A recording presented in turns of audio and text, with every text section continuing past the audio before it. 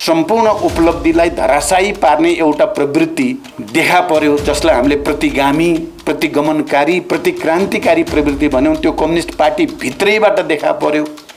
हाम्रो कोसिस थियो कि हामी कम्युनिस्ट आन्दोलनलाई एकताबद्ध गरेर क्रान्तिकारी प्रवृत्तिलाई हावी गर्दै अरूलाई पनि सच्याउने प्रक्रियाबाट जाउँ भन्ने हाम्रो सपना थियो, तर त्यस्तो भएन।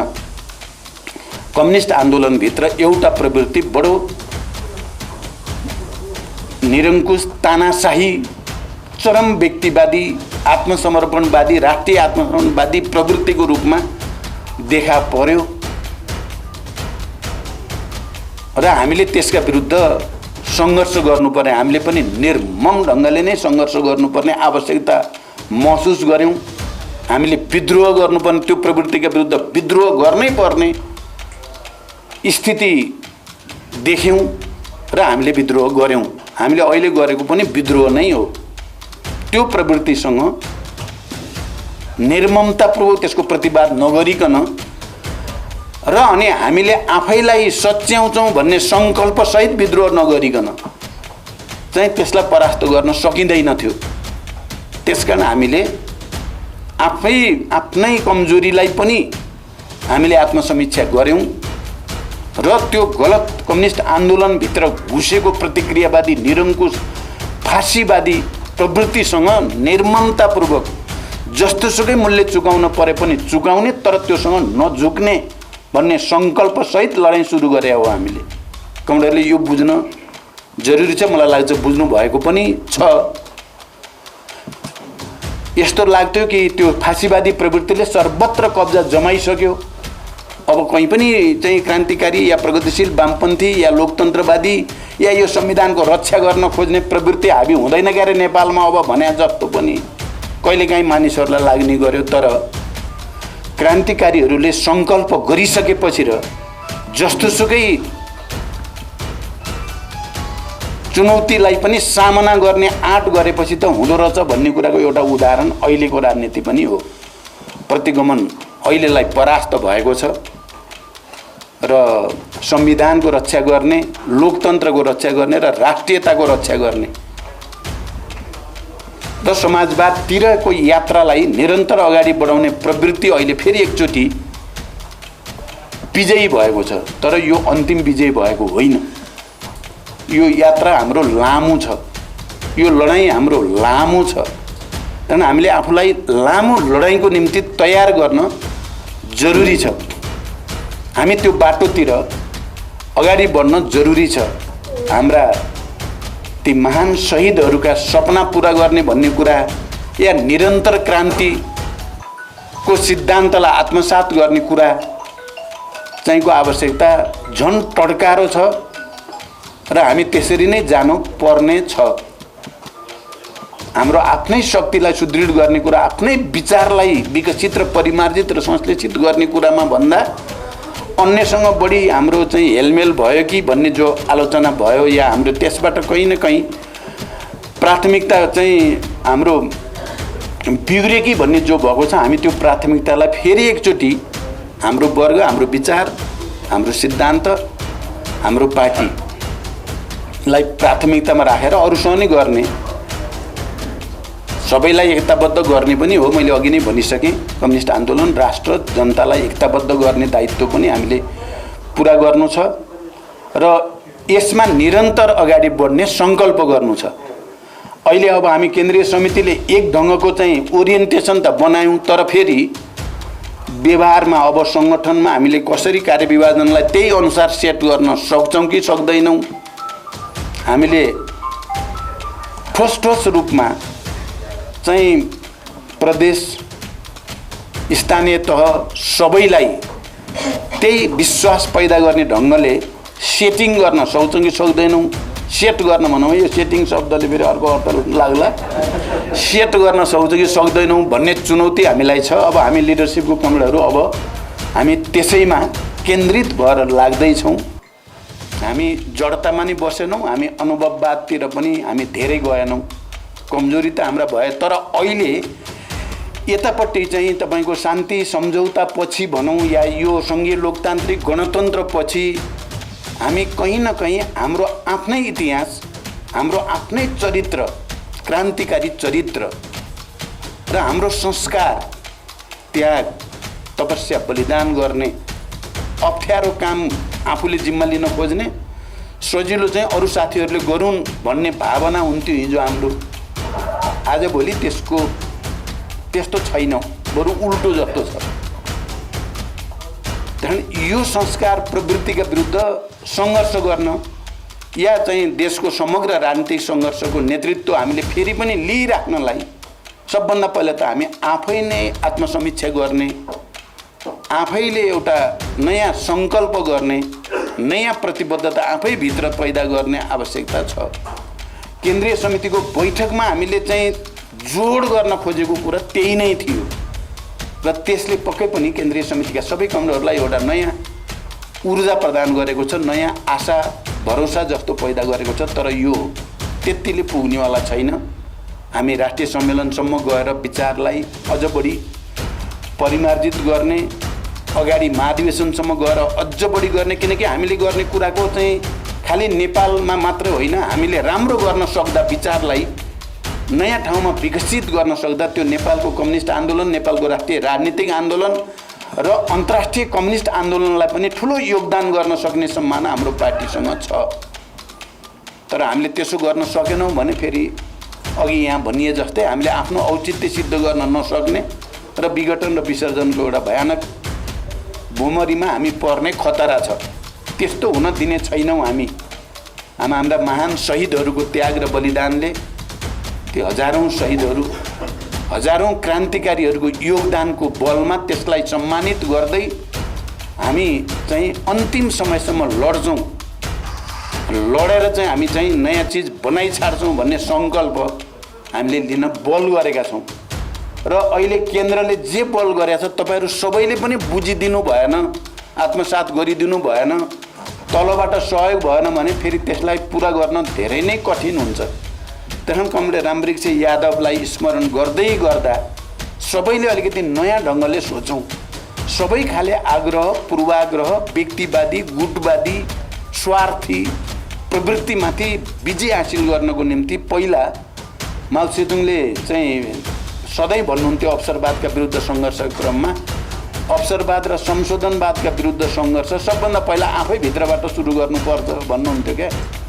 आफै भित्रको कमजोरीका विरुद्ध सङ्घर्ष गरेर मात्रै बाहिरको अवसरवाद र संशोधनवादलाई परास्त गर्न सकिन्छ भन्नुहुन्थ्यो। त्यो सही कुरा नै हो। हामी सबैले आफै भित्रको कमीलाई चाहिँ सच्याउने सङ्कल्प गऱ्यौँ भने अनि होल पार्टी, होल आन्दोलन र राष्ट्रलाई नै हामी एउटा नयाँ गति दिन सकिन्छ भन्ने लाग्छ। अब अहिले देशको राजनीति तपाईँ हामी सबैले बुझेकै छौँ। सम्पूर्ण उपलब्धिलाई धराशायी पार्ने एउटा प्रवृत्ति देखा पर्यो, जसलाई हामीले प्रतिगामी, प्रतिगमनकारी, प्रतिक्रान्तिकारी प्रवृत्ति भन्यौँ। त्यो कम्युनिस्ट पार्टी भित्रैबाट देखा पर्यो। हाम्रो कोसिस थियो कि हामी कम्युनिस्ट आन्दोलनलाई एकताबद्ध गरेर क्रान्तिकारी प्रवृत्तिलाई हावी गर्दै अरूलाई पनि सच्याउने प्रक्रियाबाट जाउँ भन्ने हाम्रो सपना थियो। तर त्यस्तो भएन। कम्युनिस्ट आन्दोलनभित्र एउटा प्रवृत्ति बडो निरङ्कुश, तानाशाही, चरम व्यक्तिवादी, आत्मसमर्पणवादी, राष्ट्रिय आत्मसमर्पणवादी प्रवृत्तिको रूपमा देखा पर्यो र हामीले त्यसका विरुद्ध सङ्घर्ष गर्नुपर्ने, हामीले पनि निर्मम ढङ्गले नै सङ्घर्ष गर्नुपर्ने आवश्यकता महसुस गऱ्यौँ। हामीले विद्रोह गर्नुपर्ने, त्यो प्रवृत्तिका विरुद्ध विद्रोह गर्नै पर्ने स्थिति देख्यौँ र हामीले विद्रोह गऱ्यौँ। हामीले अहिले गरेको पनि विद्रोह नै हो। त्यो प्रवृत्तिसँग निर्ममतापूर्वक त्यसको प्रतिवाद नगरिकन र अनि हामीले आफैलाई सच्याउँछौँ भन्ने सङ्कल्पसहित विद्रोह नगरिकन चाहिँ त्यसलाई परास्त गर्न सकिँदैन थियो। त्यसकारण हामीले आफ्नै कमजोरीलाई पनि हामीले आत्मसमीक्षा गऱ्यौँ र त्यो गलत कम्युनिस्ट आन्दोलनभित्र घुसेको प्रतिक्रियावादी, निरङ्कुश, फाँसीवादी प्रवृत्तिसँग निर्ममतापूर्वक जस्तोसुकै मूल्य चुकाउन परे पनि चुकाउने, तर त्योसँग नझुक्ने भन्ने सङ्कल्पसहित लडाइँ सुरु गरे हो हामीले। कमरेडले यो बुझ्न जरुरी छ, मलाई लाग्छ बुझ्नु भएको पनि छ। यस्तो लाग्थ्यो कि त्यो फाँसीवादी प्रवृत्तिले सर्वत्र कब्जा जमाइसक्यो। अब कहीँ पनि चाहिँ क्रान्तिकारी या प्रगतिशील वामपन्थी या लोकतन्त्रवादी या यो संविधानको रक्षा गर्न खोज्ने प्रवृत्ति हाबी हुँदैन क्यारे नेपालमा अब भने जस्तो पनि कहिलेकाहीँ मानिसहरूलाई लाग्ने गर्यो। तर क्रान्तिकारीहरूले सङ्कल्प गरिसकेपछि र जस्तोसुकै चुनौतीलाई पनि सामना गर्ने आँट गरेपछि त हुँदो रहेछ भन्ने कुराको एउटा उदाहरण अहिलेको राजनीति पनि हो। प्रतिगमन अहिलेलाई परास्त भएको छ र संविधानको रक्षा गर्ने, लोकतन्त्रको रक्षा गर्ने र राष्ट्रियताको रक्षा गर्ने र समाजवादतिरको यात्रालाई निरन्तर अगाडि बढाउने प्रवृत्ति अहिले फेरि एकचोटि विजयी भएको छ। तर यो अन्तिम विजय भएको होइन। यो यात्रा हाम्रो लामो छ, यो लडाईँ हाम्रो लामो छ। कारण हामीले आफूलाई लामो लडाईँको निम्ति तयार गर्न जरुरी छ। हामी त्यो बाटोतिर अगाडि बढ्न जरुरी छ। हाम्रा ती महान शहीदहरूका सपना पूरा गर्ने भन्ने कुरा या निरन्तर क्रान्तिको सिद्धान्तलाई आत्मसात गर्ने कुरा चाहिँको आवश्यकता झन् टड्कारो छ र हामी त्यसरी नै जानु पर्ने छ। त्यसकारण कमरेडहरू, हामी यस खालका संक्षिप्त भए पनि महान शहीदहरूलाई स्मरण गर्ने, ती हजारौं शहीदहरू, बेपत्ता योद्धाहरू, घाइते अपाङ्गहरू, उनका परिवारहरू सबैसँग फेरि एकचोटि उनीहरूलाई प्राथमिकता दिएर, उत्पीडित वर्गलाई प्राथमिकता दिएर, उनीहरूका हितलाई प्राथमिकता दिएर काम गर्ने र हामीले कतिपय बेला हाम्रो प्राथमिकता उल्टोपाल्टो भएको जस्तो हाम्रो आफ्नै शक्तिलाई सुदृढ गर्ने कुरा, आफ्नै विचारलाई विकसित र परिमार्जित र संश्लेषित गर्ने कुरामा भन्दा अन्यसँग बढी हाम्रो चाहिँ हेलमेल भयो कि भन्ने जो आलोचना भयो या हाम्रो त्यसबाट कहीँ न कहीँ प्राथमिकता चाहिँ हाम्रो बिग्रियो कि भन्ने जो भएको छ, हामी त्यो प्राथमिकतालाई फेरि एकचोटि हाम्रो वर्ग, हाम्रो विचार, हाम्रो सिद्धान्त, हाम्रो पार्टीलाई प्राथमिकतामा राखेर अरूसँग नै गर्ने, सबैलाई एकताबद्ध गर्ने पनि हो। मैले अघि नै भनिसकेँ, कम्युनिस्ट आन्दोलन राष्ट्र जनतालाई एकताबद्ध गर्ने दायित्व पनि हामीले पुरा गर्नु छ र यसमा निरन्तर अगाडि बढ्ने सङ्कल्प गर्नु छ। अहिले अब हामी केन्द्रीय समितिले एक ढङ्गको चाहिँ ओरिएन्टेसन त बनायौँ, तर फेरि व्यवहारमा अब सङ्गठनमा हामीले कसरी कार्यविभाजनलाई त्यही अनुसार सेट गर्न सक्छौँ कि सक्दैनौँ, हामीले ठोस रूपमा चाहिँ प्रदेश, स्थानीय तह सबैलाई त्यही विश्वास पैदा गर्ने ढङ्गले सेटिङ गर्न सक्छौँ कि सक्दैनौँ। सेट गर्न भनौँ, यो सेटिङ शब्दले फेरि अर्को अर्थ लाग्ला। सेट गर्न सक्छौँ कि सक्दैनौँ भन्ने चुनौती हामीलाई छ। अब हामी लिडरसिपको कमरेडहरू अब हामी त्यसैमा केन्द्रित भएर लाग्दैछौँ। यही कमरेडहरूलाई फेरि एकचोटि जानकारी पनि गराउँदै र त्यो वातावरण बनाउन सबैको सहयोगको निम्ति पनि अपिल गर्दै अन्तिममा कमरेड रामवृक्ष यादव अनि शेखर यादव, कमरेड रामकुमारी यादव लगायत हजारौं शहीदहरूप्रति श्रद्धाञ्जली भन्दै सबै सकारात्मक शक्तिहरूलाई एकताबद्ध गर्ने कुरा हो। कम्युनिस्ट आन्दोलनका सबै सकारात्मक विचार, प्रवृत्ति, शक्तिलाई एकताबद्ध गर्ने कुराको आवश्यकता छ। हामीले केन्द्रीय समितिको बैठकमा भन्न खोजेको कुरा र गर्न खोजेको कुरा पनि हामीले कम्युनिस्ट आन्दोलनको एकताको झण्डा उठाउने हो, तर क्रान्तिकारी विचार, सिद्धान्त र पद्धतिको आधारमा, विधिको आधारमा एकताको झण्डा उठाउने हो। हामीले राष्ट्रिय एकताको झण्डा उठाउने हो। राष्ट्रिय स्वाधीनतालाई सुदृढ गर्ने उद्देश्यको साथ सबै खाले प्रतिक्रियावादी साम्राज्यवादका विरुद्ध सङ्घर्ष गर्दै राष्ट्रिय एकतालाई सुदृढ गर्ने हो।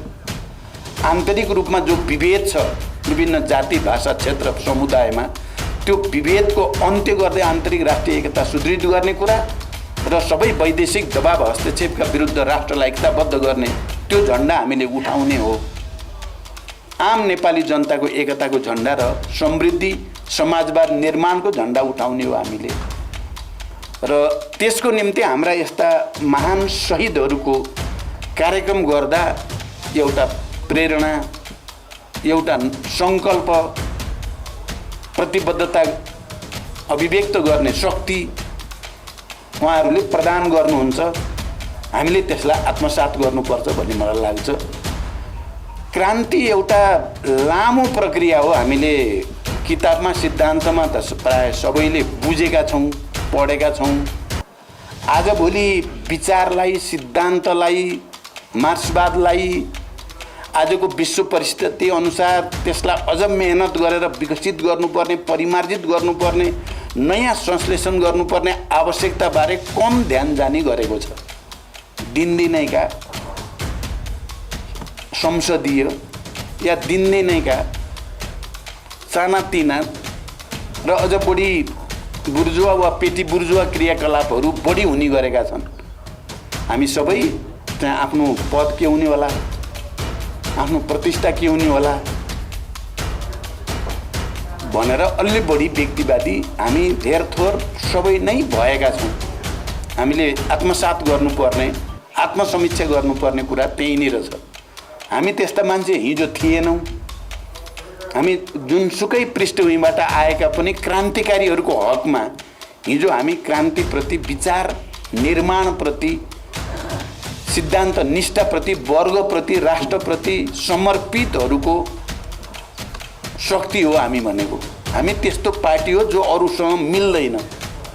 यो प्रवृत्ति र संस्कार जो हामीले हुर्काउने कोसिस गऱ्यौँ, विचारको विकास गर्दै मार्क्सवादलाई जड वस्तुको रूपमा पनि होइन र वर्ग समन्वय गर्ने संशोधनवादी रूपमा पनि होइन, एउटा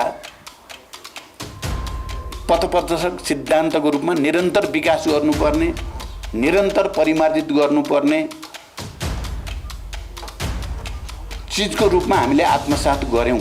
बडो प्रष्ट, सिद्धान्तमा निष्ठावान, आन्दोलनप्रति समर्पित, सबैसँग मिलनसार, फेरि सबैसँग सहज ढङ्गले व्यवहार गर्न सक्ने, मृदुभाषी, अलि बहुआयामिक प्रतिभा थियो कमरेड रामवृक्ष यादवको।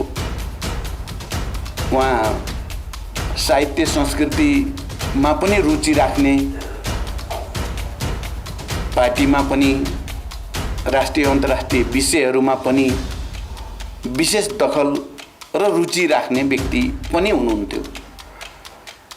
उहाँको शहादत त्यस्तो बेलामा भयो जति बेला नेपालको वर्ग सङ्घर्ष निकै नै नयाँ र चुनौतीपूर्ण मोडतिर जाँदै थियो। हाम्रो पार्टीको कुरा गर्नुपर्दा हामी र मैले नेतृत्व गरेको त्यति बेलाको फ्र्याक्सनको कुरा गर्दा हामी जनयुद्धको तयारीतिर सम्पूर्ण तागतसहित केन्द्रित हुँदै थियौँ। देशभरि वैचारिक राजनीतिक प्रशिक्षणहरू, सङ्गठनात्मक क्रियाकलापहरू, प्राविधिक र फौजी रणनीति र कार्यनीतिसँग सम्बन्धित तालिमहरू यी सबै चल्दै थिए। ठिक त्यस्तै बेलामा उहाँको शहादत भयो। त्यो पनि बडो निर्ममतापूर्वक उहाँ एउटा कार्यक्रम सम्पन्न गरेर फर्किँदै गर्दा नहरको डिलमा त्यति बेलाका भिजिलान्टे काङ्ग्रेससँग सम्बन्धित मानिसहरूले कोदालोले र त्यस्ता धारिलो हतियारले बडो निर्मम ढङ्गले प्रहार गरेर उहाँको मृत्यु भयो।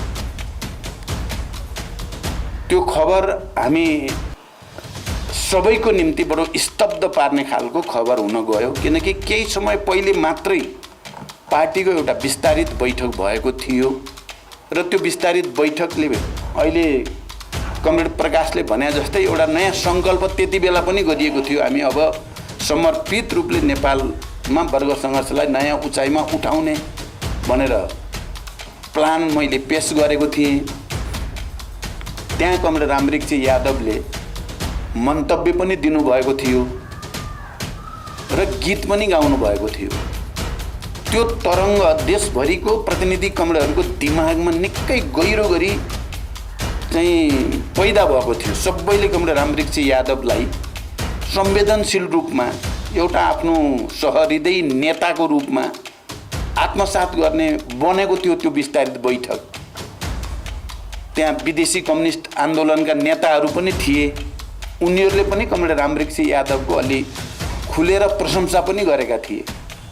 त्यसरी राष्ट्रिय रूपमा पनि अन्तर्राष्ट्रिय रूपमा पनि एउटा क्रान्तिकारी नेताको रूपमा कमरेड रामवृक्ष यादव त्यो बैठक विस्तारित बैठकबाट स्थापित हुनुभएको थियो र देशभरि युद्धको तयारीमा लागेका कार्यकर्ताहरूको निम्ति एउटा ऊर्जा जस्तो रामवृक्ष यादव आफैमा एउटा ऊर्जा शक्ति जस्तो बन्न गएको बेला थियो। ठिक त्यस्तो बेलामा उहाँको यसरी हत्या भइसकेपछि त्यो उहाँको शहादत भयो, ठुलो क्षति त भयो, तर त्यो शहादत यस्तो शहादत हुन पुग्यो कि हामीले युद्धको तयारी गर्ने भन्ने कुरा सजिलो कुरा त थिएन, सरल कुरा थिएन, धेरै नै जोखिमपूर्ण कुरा थियो।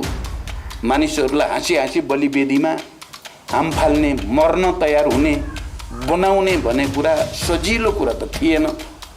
तर कमरेड रामवृक्ष यादवको शहादतले भर्खरै विस्तारित बैठकबाट फर्केका कार्यकर्ता र नेताहरूमा एउटा यस्तो शक्ति पैदा भयो कि अब उहाँको बदला लिन हामी चाहिँ मृत्युसँग खेल्नै पर्छ भन्ने एउटा सङ्कल्प पैदा भयो। म सबैतिर प्रशिक्षणमा गएको थिएँ त्यति बेला र प्रशिक्षणको एउटा मुख्य विषय कमरेड रामवृक्ष यादवको बलिदान।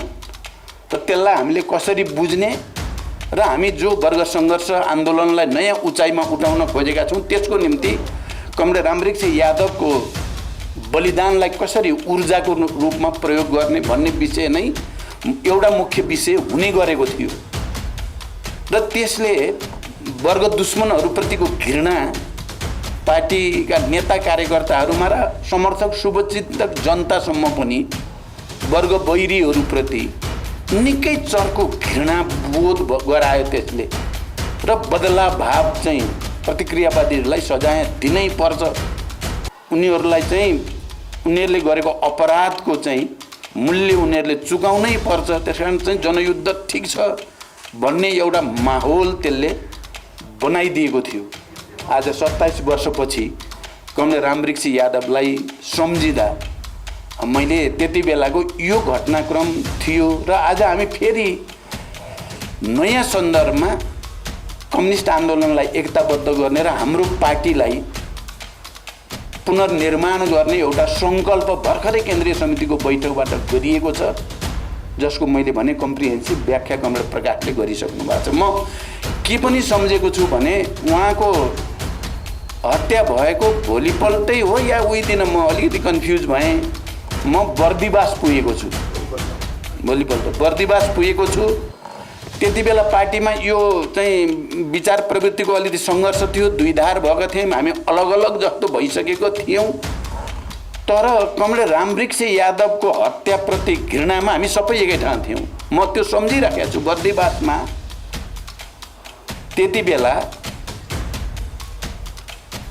कमरेड प्रकाश भनौँ या लामाजीले नेतृत्व गरेको साथीहरू जहाँ हुनुहुन्थ्यो, हामी केही कार्यनैतिक कार्यदिशासँग सम्बन्धित केही विषयमा मतभेदको कारणले एकै ठाउँमा नभए पनि म के स्मरण गर्न चाहन्छु भने कमरेड रामवृक्ष यादवले हामी सबैलाई जोड्नु भएको थियो। त्यति बेला प्रतिक्रियावादीहरूको षड्यन्त्रका विरुद्ध हामी मिलेर जानुपर्छ भन्ने भावना पैदा भएको देखाएको छु मैले बर्दिवासमा। त्यहाँ उभिँदै गर्दा, साथीहरूसँग कुरा गर्दै गर्दा उहाँसँग सम्बन्धित अन्य कार्यक्रमहरूमा सबैको उस्तै प्रकारको संवेदना, उस्तै प्रकारको संवेदनशीलता थियो। त्यसकारण मैले यो कुरा किन स्मरण गर्न आज आवश्यक ठाने भने हामीलाई आज पनि पार्टीलाई एकताबद्ध गर्नु छ।